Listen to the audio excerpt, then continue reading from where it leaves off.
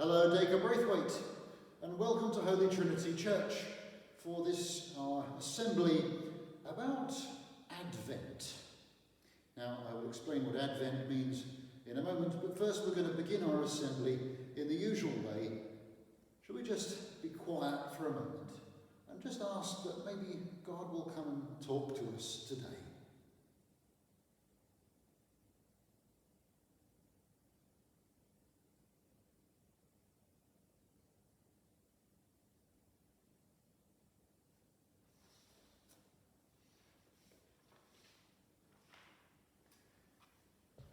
As we open the Bible, we think about how you have guided us through the hard and dark times. As we put the cross in the centre, we think about how Jesus gave up his life to make ours better.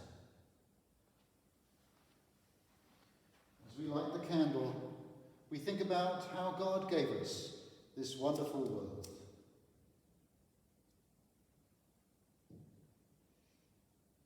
We light a light in the name of God the Father, who lit the world. We light a light in the name of God the Son, who saved the world.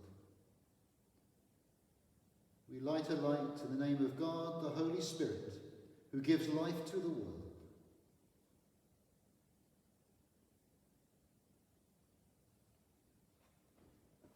We light three lights for the Holy Trinity, Father, Son, and Holy Spirit.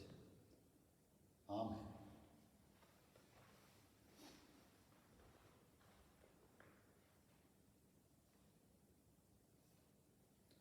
Many hands build a building, many hearts make a school. Help us, Lord, to work together to make our school a great place to be. Our Father, who art in heaven, hallowed be thy name. Thy kingdom come, thy will be done, on earth as it is in heaven. Give us this day our daily bread, and forgive us our trespasses, as we forgive those who trespass against us. And lead us not into temptation, but deliver us from evil. For thine is the kingdom, the power, and the glory, forever and ever. Amen.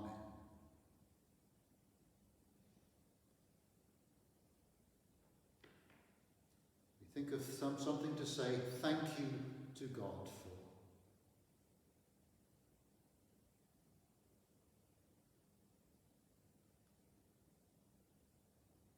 Something we might say sorry to God for.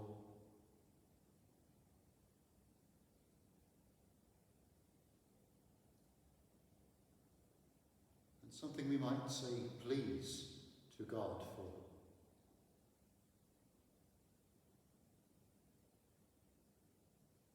Please God, we pray for our world, for our country, and help it to get better from the illness that is hurting so many.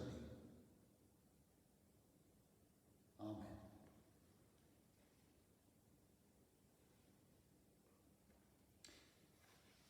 Right, I'm going to bring you a little closer so you can see what's going on this table.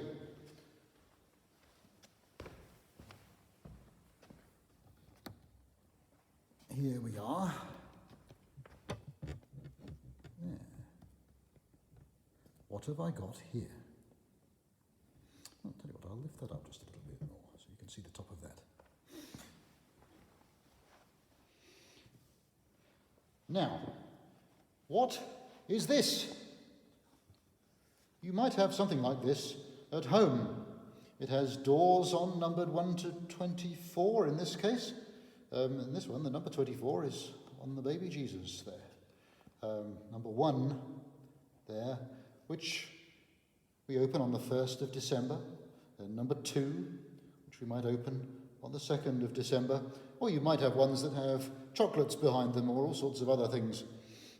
On this, you might call it a Christmas calendar or a countdown calendar. Its proper name is an Advent calendar. It is for thinking about Advent. which is the time of year in church when we get ready for Christmas. We're counting down. In fact, the word Advent means coming. We're thinking about the King who is coming to us at Christmas time, Jesus who is coming to us. Now, if you come into a church around about this time of year, you're very likely to see, close those, it's not December yet, but you're very likely to see something like this. Now, this is a kind of church Advent calendar. It counts down to Christmas. When there's 4 Sundays away from Christmas, the 4th Sunday before Christmas, we light 1 candle. The 3rd Sunday before Christmas, we light 2 candles. On the 2nd Sunday before Christmas, we light 3 candles. On the 4th, the last Sunday before Christmas Day, we light the 4th candle. And then, of course, the middle candle is for Christmas Day itself. But these candles have a meaning. And I'm going to talk to you a little bit about that as we think about the Advent ring, as this is called. It is decorated with holly and ivy. You could decorate it with anything. You don't have to decorate it with holly and ivy at all. In church, actually, I'll just show you. It's not ready yet. Ooh, there's one. It hasn't even got its candles in yet. But we're getting it ready for Advent. Start to count down. Now, I'm just going to start to tell you what these candles mean. They all have a meaning. Not just for counting down, they are that. Right, I'm going to light the first candle. This is early, I know. I'll blow it out again afterwards. And I'll tell you the meaning of the first candle.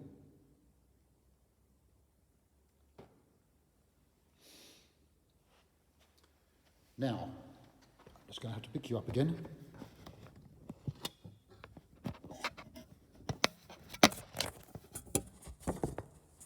Right. 1 candle. Candle number 1.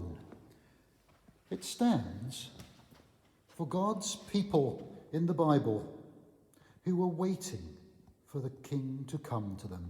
There are 2 characters from the Bible who were waiting for God's promise.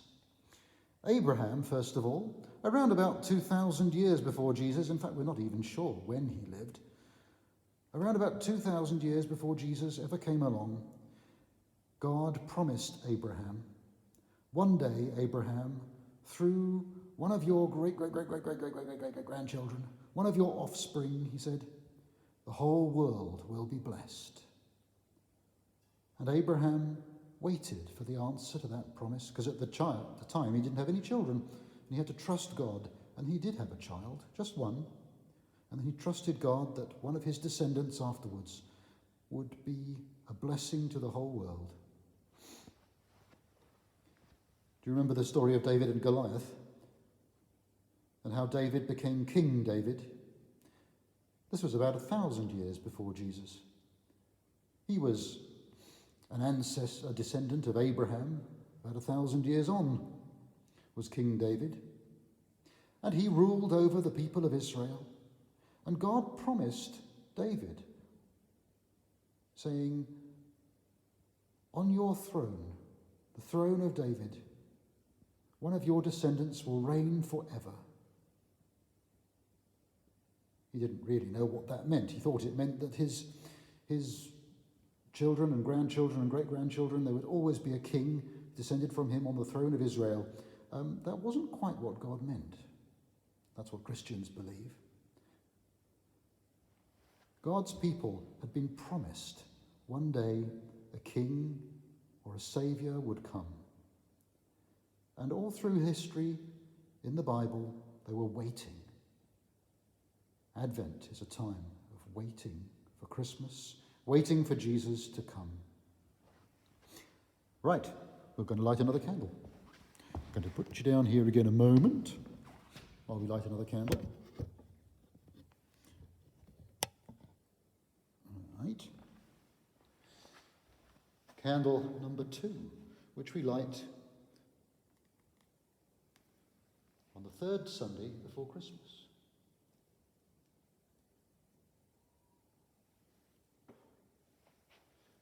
That one also has a meaning. Back to our Bible stories and things, back to the Bible, there were other people who waited for God's promised king to come. Candle number 1, God's people, the patriarchs, they call them. Abraham was called one of the patriarchs, the fathers, and the kings were waiting. But then came the prophets. Now this is just one prophet, one of the most famous ones. His name is Isaiah. I always say you can remember him because he's got one eye higher than the other. One eye's higher than the other, which is just silliness. But there were lots of prophets who wrote, who looked into the future, who studied the scriptures, who reflected on God's promises to his people, the promise of the coming king who would reign forever, the promise of one through whom all the world would be blessed. And they wrote poetry. And Isaiah in particular, he wrote many famous words that we think of today at Christmas time. He wrote, "A virgin will conceive and will bear a child, and they will call his name Emmanuel," which means God is now with us. He wrote many other words, did Isaiah, around about 700 years before Jesus was born. The prophets were looking for the coming king. So the candles are all about people who were waiting for the coming, the advent of God's special king. I'll put you down again and we'll light another candle. Now, you might wonder why the candles are different colours. That's a very good question. In some churches, all the candles will be red. In some churches, all the candles will be purple. But in some churches, you will find one of the candles is slightly lighter than the others. Now, that's an ancient tradition, because the second Sunday before Christmas, Advent became more of a time of celebration, because Advent, the time of counting down to Christmas, is supposed to be a time of reflection, of thinking, perhaps even of saying sorry to God, to get ready for God's coming king. But then on the second Sunday before Christmas, which they used to call Gaudete Sunday, it became more of a celebration for the coming of Christmas. And so the candle becomes lighter in colour. But that third candle stands for somebody else who was preparing the way for God's king to come, who was looking and waiting. Now this is just one person. We here have the kings and the patriarchs, God's people, the prophets. And here we have one person, John the Baptist. He was actually Jesus' own cousin. And he was only 6 months older than Jesus. But years ago, Isaiah had said, "Behold, a voice crying in the wilderness, prepare the way of the Lord. Your king is coming to you." In the wilderness, in the desert of Judea, John the Baptist started calling out, "Prepare the way. The king is coming. God's promised king is nearly here. Get ready." He was a bit of a wild character, was John the Baptist. He dressed himself in camel's hair clothes. He lived in the desert. He ate locusts, like big grasshoppers, and wild honey. Mind you, prawns are just like big sea grasshoppers, aren't they? Anyway, John the Baptist said, "Prepare the way of the Lord. The king is nearly here, the king we've been waiting for." He didn't realise it was his own cousin, Jesus, until Jesus came to be baptised, but that's a whole other story. John was preparing the way for the Lord, for the coming of the king, the advent of the king. He stands for the third candle. And then, we've actually got two left, but there's one more that I'm going to especially think about. The fourth candle, which we light on the fourth Sunday of Advent, which is the Sunday before Christmas.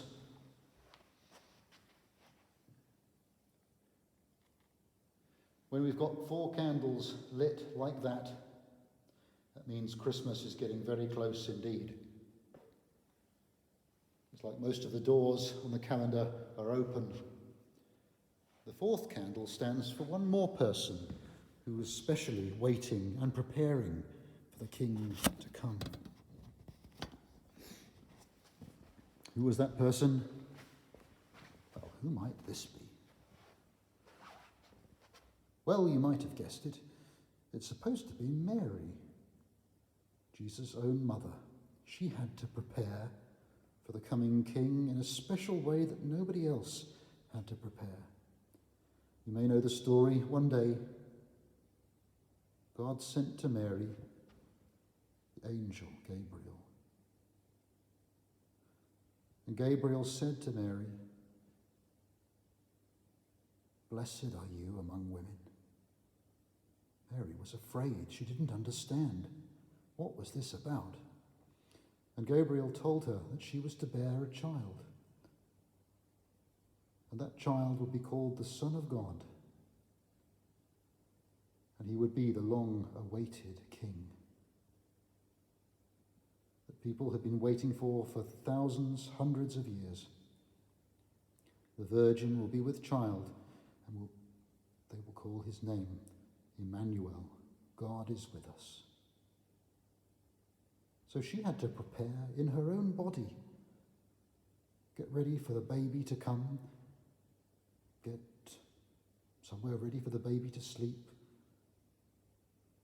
And she and Joseph, who she was engaged to be married to, had to get ready for a baby to come. And, well, you might know a lot of the rest of the Christmas story after that.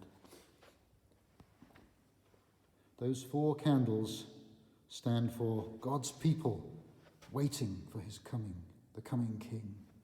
The prophets who looked to the future, who listened to God, who heard messages from God about what was going to come, this coming King they were waiting for. Then John the Baptist, who in some ways is the last of them, because this was after Mary. But when he grew up and his cousin was just a little bit younger than him, he said, "God's telling me the King is nearly here." And then Jesus burst on the world and started to teach and to change the world. And then, of course, the 4th candle, Mary herself, who had to get ready for Jesus to come. Advent means coming. And the last candle, the white candle, can you remember what that's for? Christmas Day. I'll just light it now. So you can see them all lit.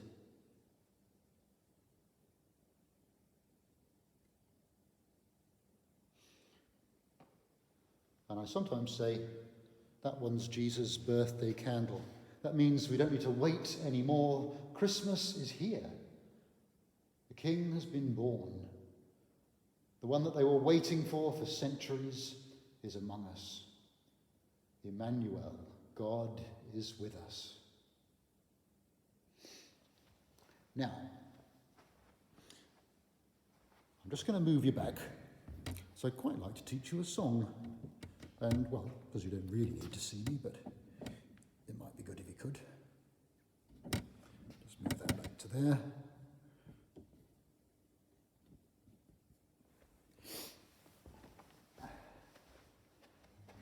Here's a little song about the Advent candles that we sometimes sing throughout Advent.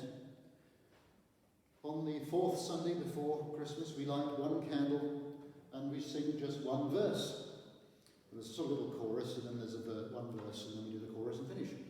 And then next Sunday it gets longer, as we light 2 candles, and then so there's 2 verses. And then there's 3 verses when we light the 3rd candle, and 4 when we sing. I'm going to sing you the whole thing, just so you can sort of memorize the meaning of the candles. The holly and the ivy are dancing in a ring round the berry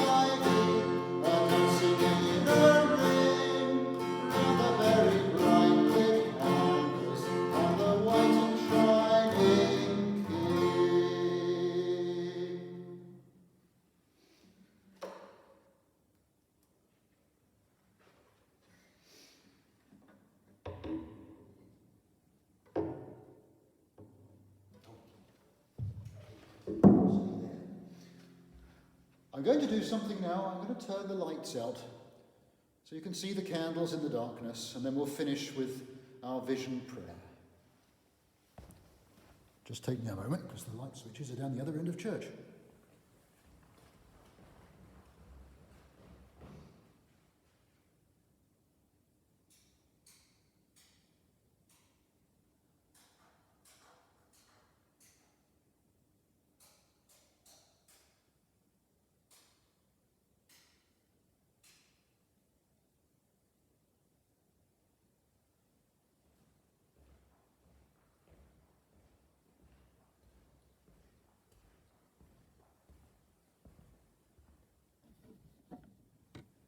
There's a special verse in the Bible.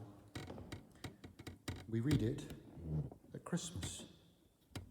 It's from the beginning of John's Gospel. And it says, "The light shines in the darkness, and the darkness has not overcome it." Even though the world can sometimes be a difficult and dark place, the light of Jesus is shining. And if we prepare a way for him in our hearts, that can be a light in our lives too. Lord, help us keep in mind today the vision of our school, that we might walk in Jesus' way and live life to the full. Amen. God bless you all. Have a blessed Advent and an even more blessed Christmas.